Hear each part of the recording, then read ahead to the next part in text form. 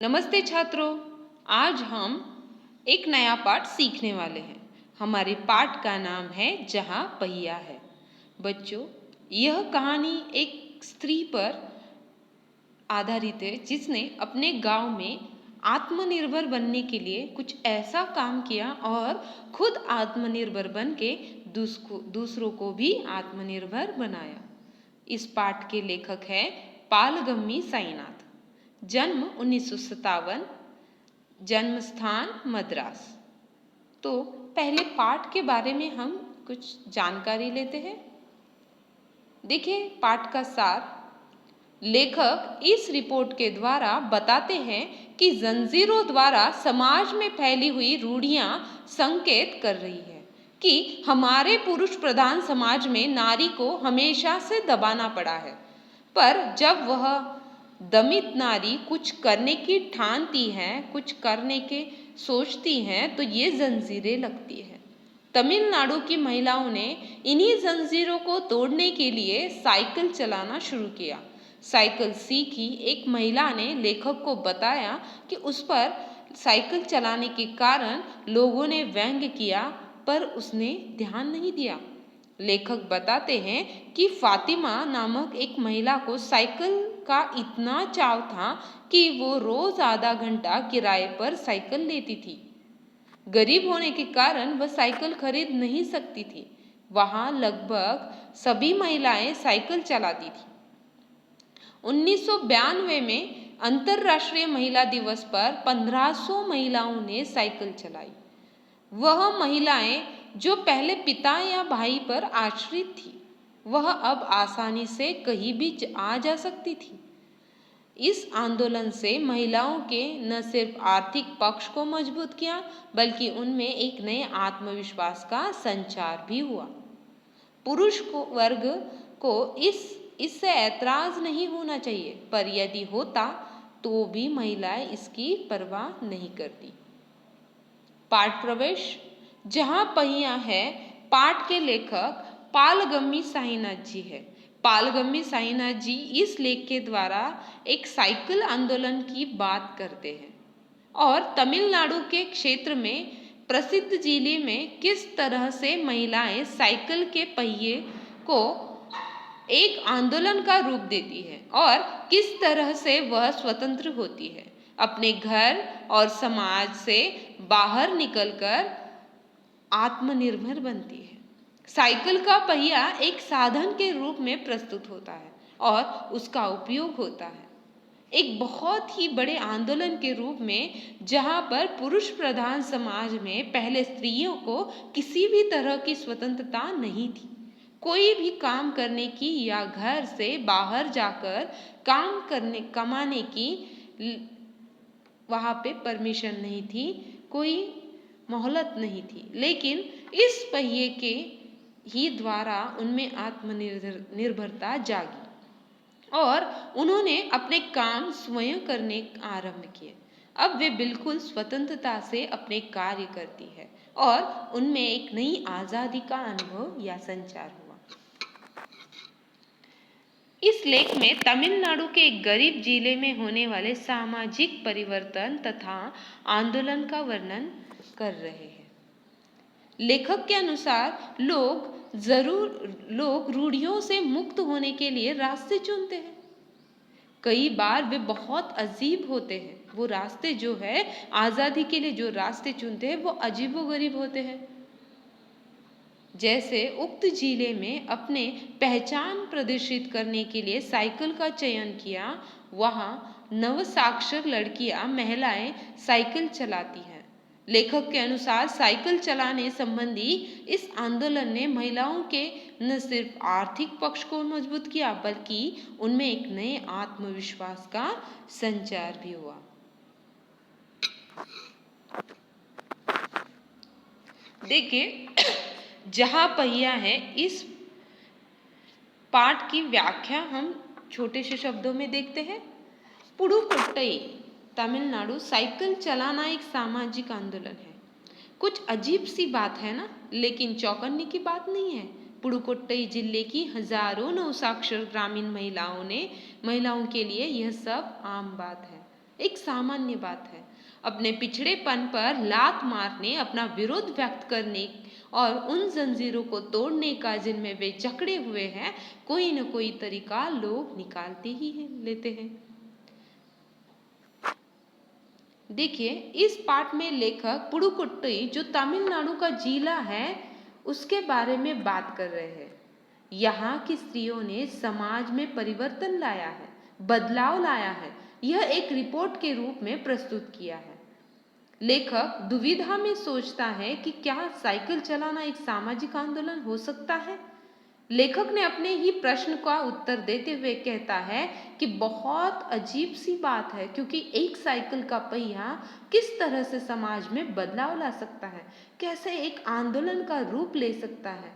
लेकिन लेखक अपने प्रश्न को सही साबित करते हुए कहता है कि इसमें हैरान होने की बात कोई नहीं है, क्योंकि पुडुकोट्टई जिले की हजारों नवसाक्षर ग्रामीण महिलाओं के लिए यह एक आम बात है।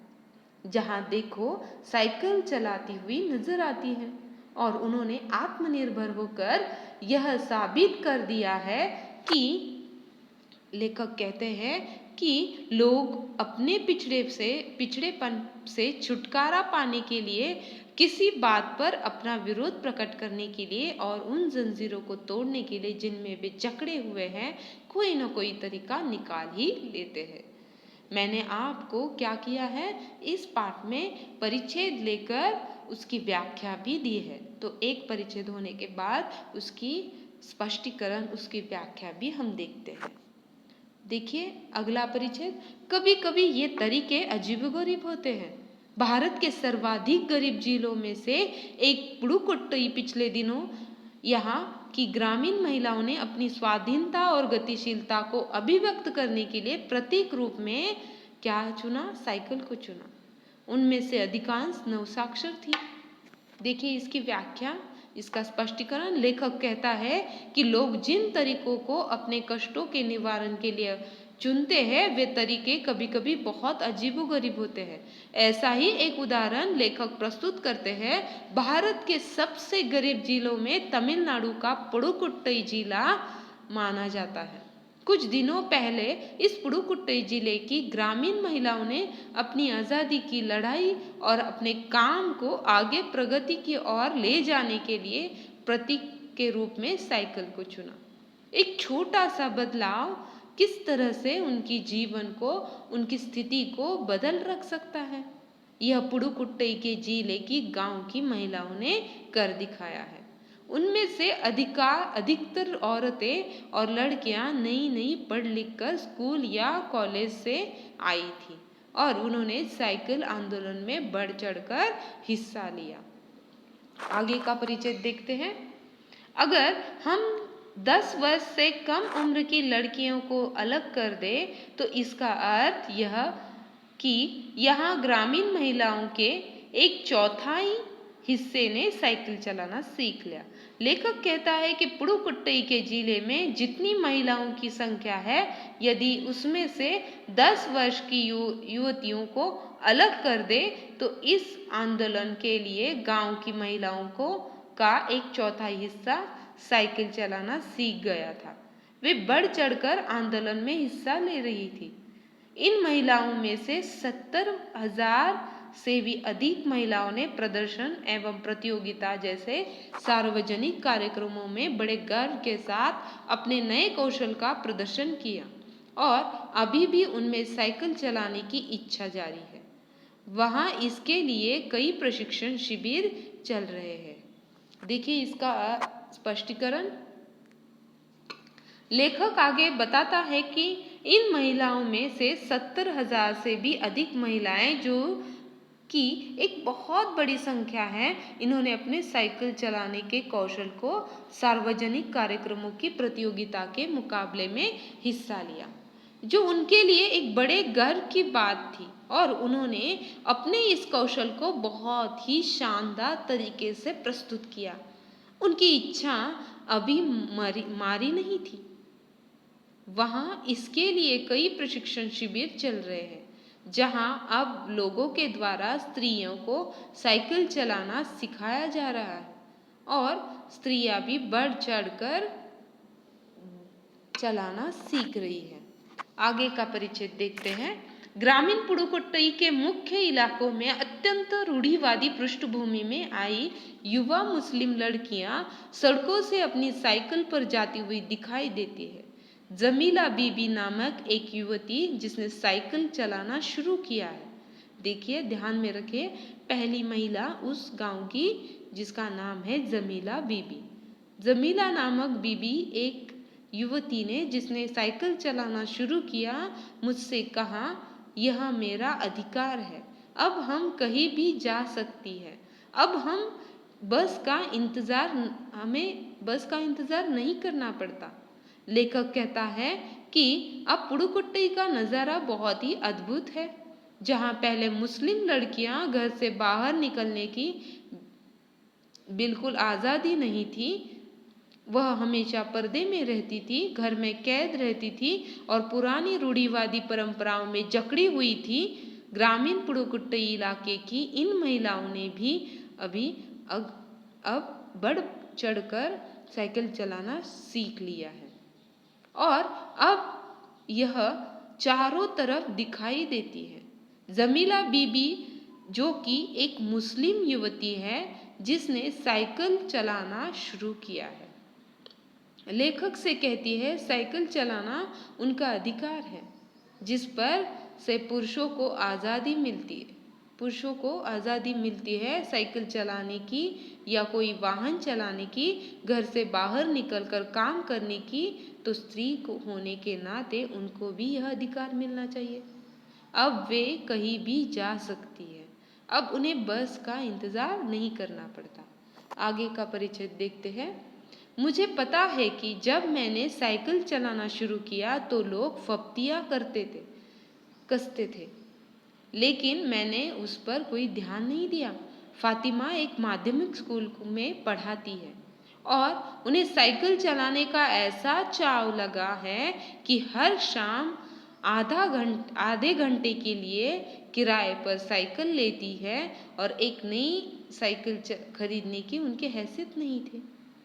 देखिए, इसका अर्थ लेखक को फातिमा बीबी बताती है कि जब उन्होंने साइकिल चलाना शुरू किया, आरंभ किया था, तो लोग कई तरह के उन पर ताने कसते थे, कुछ न कुछ बुरा भला कहते थे, लेकिन उन्होंने उन लोगों की बातों पर जरा सा भी ध्यान नहीं दिया और नज़रअंदाज कर उन्होंने अपनी स्वतंत्रता को पाया है।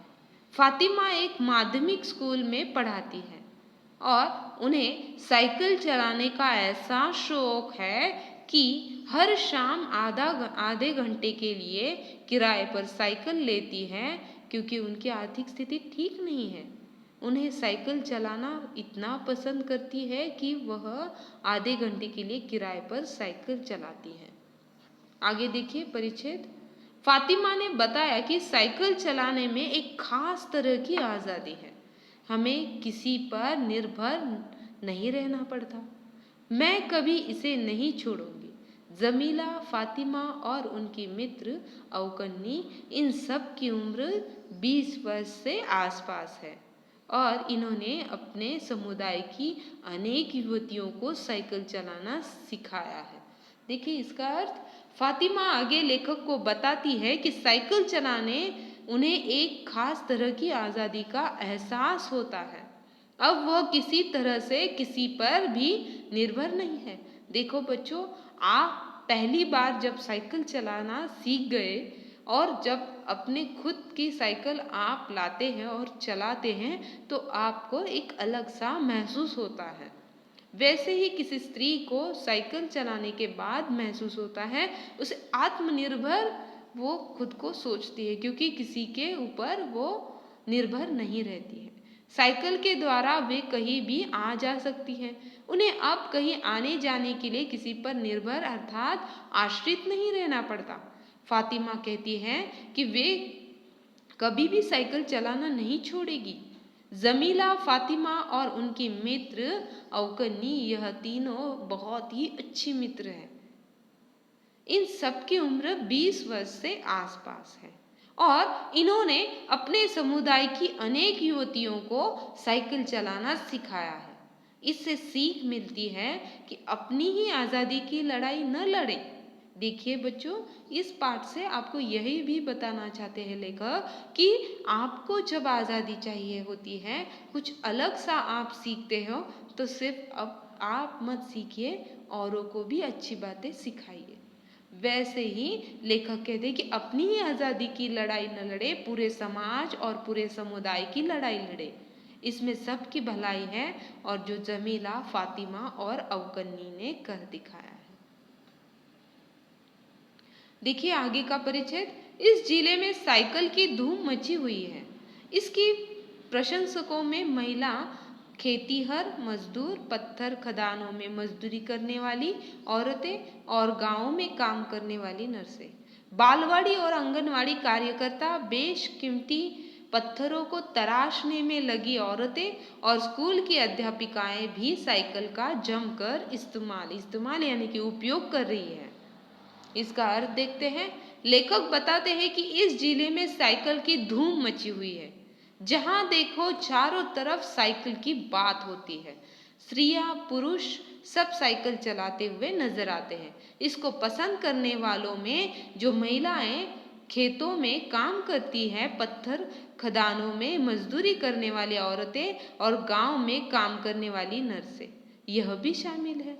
बालवाड़ी और आंगनवाड़ी कार्यकर्ता, बेशकीमती पत्थरों को तराशने में लगी औरतें और स्कूल की अध्यापिकाएं भी साइकिल का जमकर उपयोग कर रही है। यहाँ पर देखा जा रहा है कि हर वर्ग की स्त्रियां, चाहे वो अध्यापिका है, नर्स है या फिर खेतीहर मजदूर है, पत्थर की खदानों में काम करने वाली औरतें हैं, सब बढ़ चढ़कर साइकिल चला रही है और आत्मनिर्भर बन रही है। इसमें उनकी बहुत उन्नति हुई है, उनकी आर्थिक स्थिति सुधारी है। आगे का परिच्छेद। ग्राम सेविका और दोपहर का भोजन पहुंचाने वाली औरतें भी पीछे नहीं हैं। सबसे बड़ी संख्या उन लोगों की है जो अभी नवसाक्षर हुई है। जिस किसी नवसाक्षर अथवा नई साइकिल चलाने वाली महिला से मैंने बातचीत की, तो उसने साइकिल चलाने और अपनी व्यक्तिगत आज़ादी के बीच एक सीधा संबंध बताया। देखिए इसका अर्थ। लेखक बताते हैं कि इन सब स्त्रियों के साथ साथ गांव में सेवाएं देने वाली औरत और दोपहर को जरूरतमंद के लिए भोजन पहुंचाने वाली औरतें भी इस कार्य से पीछे नहीं हैं। अब वो भी साइकिल के द्वारा अपने काम कर आती जाती है, नजर आती है।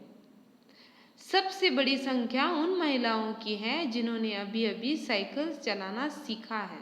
लेखक बता रहा है कि जब उनकी नवयुवतियों और नई साइकिल चलाने वाली बड़ी उम्र की महिलाओं से बात हुई, तो उन्होंने कहा कि अब उन्हें साइकिल चलाने में और अपने व्यक्तिगत आज़ादी में एक संबंध महसूस होता है, एक बहुत ही जुड़ाव महसूस होता है, गर्व महसूस होता है, क्योंकि यह उनकी आज़ादी का एक जरिया है, एक मार्ग बना है। देखिए आगे। साइकिल आंदोलन की एक अगुवा का कहना है, मुख्य बात यह है कि इस आंदोलन ने महिलाओं को बहुत आत्मविश्वास प्रदान किया। महत्वपूर्ण यह है कि इसने पुरुषों पर उनकी निर्भरता कम कर दी है। अब हम प्रायः देखते हैं कि कोई औरत अपनी साइकिल पर 4 किलोमीटर तक की दूरी आसानी से तय कर पानी लाने आती है। अगुवा यानी आगे चलने वाली। लेखक कहता है कि साइकिल आंदोलन की शुरुआत करने वाली महिलाओं में से एक आगे चलने वाली महिला का कहना है कि इस आंदोलन की महत्वपूर्ण बात यह है कि इसने महिलाओं को बहुत आत्मविश्वास प्रदान किया है।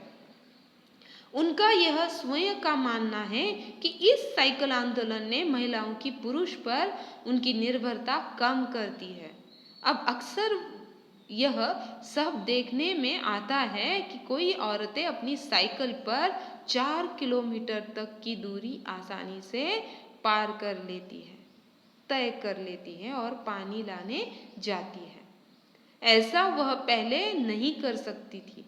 वह सिर पर बोझा उठाकर बहुत दूर कई किलोमीटर तक पैदल जाना पड़ता था और बोझा उठाकर घर वापस आना पड़ता था, लेकिन साइकिल के द्वारा अब वह काम भी आसानी से कर सकती है। इस आंदोलन ने आत्मनिर्भर बनाने में उनकी बहुत सहायता की है।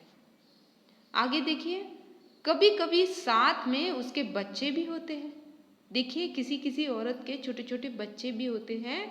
यहाँ तक कि साइकिल से दूसरे स्थानों से सामान ढोने की व्यवस्था भी खुद ही की जा सकती है।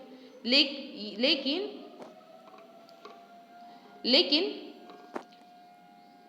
यकीन मानिए, जब इन्होंने साइकिल चलाना शुरू किया तो इन पर लोगों ने जमकर प्रहार किया, जिसे इन्हें झेलना भी पड़ा।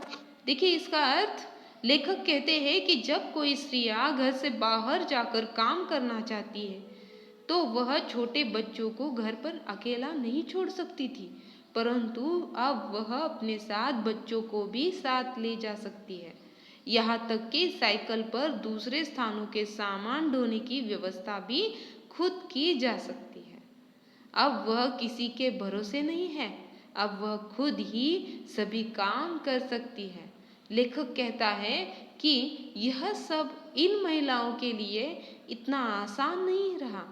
इनके लिए आप इस बात का विश्वास करें, जब इन्होंने साइकिल चलाना शुरू किया था तो पुरुषों ने इन पर बहुत ही भली बुरी बातें की, टिप्पणियाँ की और बहुत ही भद्दे और बुरे ताने भी कहे, तभी भी वो पीछे नहीं हटकर चुपचाप घर में बैठे। पुरुषों को क्या लगता था कि इन्हें ताने देने के बाद वो पीछे हटकर क्या करेगी, चुपचाप घर में बैठ जाएगी और किसी तरह से आत्मनिर्भर नहीं हो पाएगी, ऐसा उन्होंने सोचा था। तो बच्चों, यहाँ तक हम पहला भाग समाप्त करते हैं। बच्चों, आपको क्या करना है, जिन आपके आसपास जो महिलाएं हैं, जो नवसाक्षर महिलाएं हैं, उन्हें पूछना है, अनुभव पूछने हैं कि तुमने पहली बार जब साइकिल सीखी या गाड़ी सीखी तब आपको कैसा महसूस हुआ और आपके काम कैसे आसान हुए और आपको अब कैसे महसूस हो रहा है। ये सारी बातें आपको मुझे लिखकर बतानी है। तो यहाँ तक हम पहला भाग समाप्त करते हैं। धन्यवाद।